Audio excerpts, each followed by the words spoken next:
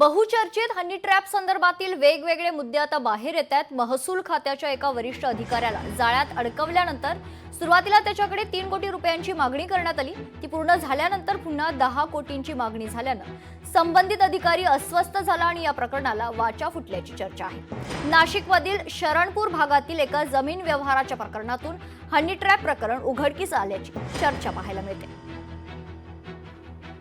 त्यांच्या बाजूलाच honey trap बसले होते। हनी ट्रॅपवाले त्यांच्या आजूबाजूलाच होते हो। देवेंद्र फडणवीस हे किती खोटं बोलतात ते सगळ्यांना माहिती आहे।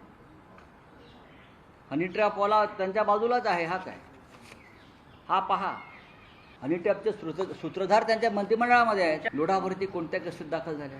हनी ट्रॅपच्याच आहेत ना हनी ट्रॅपच्या। कोणाबरोबर फोटो आहे? आणि याची सूत्र जामनेरमधून हल्लेली आहे। याची सूत्र जामनेर, जळगाव, नाशिक, मुंबई आणि दिल्ली, आणि ज्यांनी त्याला वापरले ते हनी ट्रॅपमध्ये सापडले स्वतः।